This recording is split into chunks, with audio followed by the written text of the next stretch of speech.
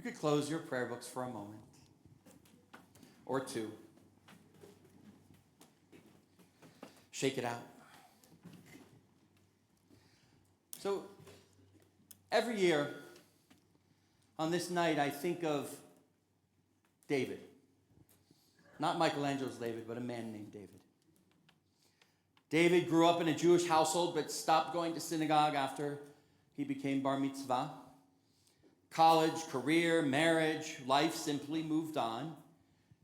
And he moved to a little town called Davidson, North Carolina. And he got a job at a nice little Presbyterian college with the same name. And for years, the High Holy Days were just another date on the calendar, sometimes with Davidson College homecoming right on it. Then one Yom Kippur, David was walking past the college auditorium. The doors were open and he heard a sound he hadn't heard since he was a bar mitzvah. The timeless melody of Kol Nidre. Unbeknownst to him, a startup congregation without a building of their own had requested use of the space for their High Holy Day services. He told me later it was as if the music recognized him before he recognized it. And so he went in. No ticket was needed. There were a few seats still left. His heart pulled by memory. A kindly greeter found him a seat, as this new congregation was eager to welcome in anybody they could. And David said that when the congregation rose for Avinu Malkeinu, he felt a lifetime of distance melt away. It wasn't about guilt. It wasn't even about belief. It was about belonging. I didn't know I missed it, he told his very young rabbi, this guy. But I knew I was home. And today, David is still part of that congregation, my first congregation. They now have a synagogue of their own to call home, and he is a regular. His children are also regulars, serving as madrachim in their religious school, and they have a sense of home too. David's story is not about rediscovering Judaism. It's the story of Kol Nidre itself. The prayer that waits for us every year patiently, year after year, until we are ready to hear that sound, that call to come home.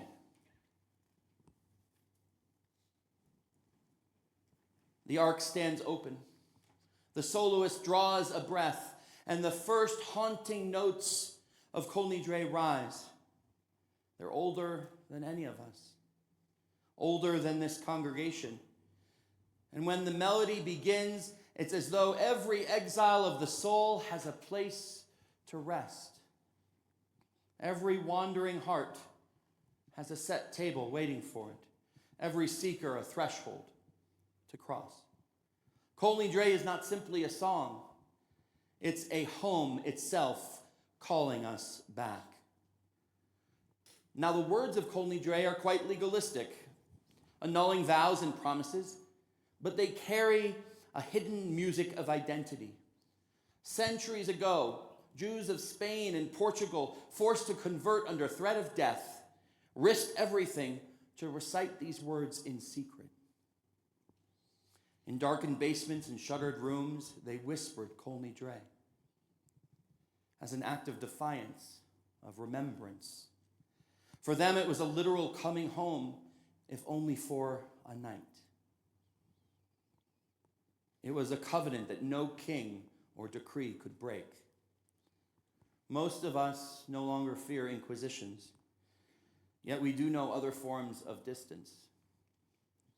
Busy schedules, disillusionment, the feeling that Judaism belongs to someone else who maybe looks different than we do, prays a little bit different. Maybe you once felt hurt by the community or by God, or maybe you simply drifted. Kol Nidre pierces that distance, calls us back, calls back the wanderers, those who have doubted. Kol Nidre is a doorway to turn or return. The Torah we read tomorrow proclaims, Atem nitzavim, you stand here this day before the eternal your God. Our prayer reminds us that return is collective. In the Vidui, we confess, Ashamnu, Bagadnu, we have trespassed, we have betrayed. Always in the plural. We don't say I alone, but instead we together. Even in our private failings, we are a people coming home side by side. Kol Nidre is the soundtrack of Teshuvah. It doesn't scold us. It walks alongside us. And legally, Kol Nidre releases us from vows we made rashly or we could not keep. But spiritually, it's a gentle release. How many promises weigh on our hearts? Words spoken in anger. Expectations we set for ourselves that we could not meet. Tonight we lay them down. We start the year with open hands. The prophet Isaiah offers a challenge for the day ahead. Is not this the fast I choose, to unlock the fetters of wickedness, to let the oppressed go free, to share your bread with the hungry? Isaiah reminds us that forgiveness is not only inward. To come home to God also means going out into the world with renewed compassion. This too is coming home. Kol Nidre teaches us that coming home is not only about where we return, but also how we live once we arrive. Kol Nidre is a key that unlocks the dwelling place, and it lets us walk with our ancestors. We are part of a family reunion of the soul.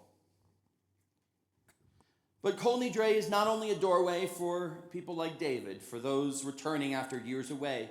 It's also a night for those who are already woven into Temple Sinai's daily life. Those who sing in the choir. Those who study Torah on Shabbat morning or lunch and learn. Who serve on committees, who help set up our wonderful sanctuary for these services. For us, coming home is not a single moment, it is a practice. The Talmud teaches, Kol Yisrael Arvim Zeh B'Zeh, all Israel is responsible for one another. So if this place already feels like home to you, the question of the night is, how will you help someone else feel it too? Can you greet a new face? Invite someone to your sukkah, or better yet, also to our beautiful sukkah outside. Can you bring your own heart more fully, your ideas, your music, your stories, so that our collective home grows richer for everyone? Think again of the prophet Isaiah's charge, you shall be called repairer of the breach, restorer of streets to dwell in. Home is not only walls and roof, it's voices heard, a table wide enough for all. And I want you to think of the sukkah for a moment. A sukkah on its own is quite fragile. Walls of canvas or wood or a roof of branches and leaves. But the more branches you have, the more branches you weave together, the stronger the sukkah stands. The greater it can be a shelter. Alone, a single branch can bend or break. Together, we create a structure that can stand against any wind. Tonight, God calls each of us, regulars and newcomers alike, to be restorers of the breach, restorers of the home, of our shared sukkah. And please know this, the doors of Sinai are open wider than you imagine. If you have felt hurt or estranged, if you wonder whether there's a place for you here, I hope you will let this night be a beginning. And after Yom Kippur, or maybe Simchat Torah, I invite you to reach out to Rabbi Rines or myself for a conversation, to share your story, your questions, your hopes. Another prophet gives us words for this night. Shuvah Yisrael, Adonai Elohecha, return, O Israel, to the eternal your God. I invite you to come home to your Jewish identity, come home to this community, come home to the Holy One who has never left your side. May each of us feel that homecoming in our hearts tonight. May it guide us through this day of atonement and into a year of return, renewal, and peace. Hear our call, Adonai, Adonai our God, and welcome us home. Gemar Chatima Tova.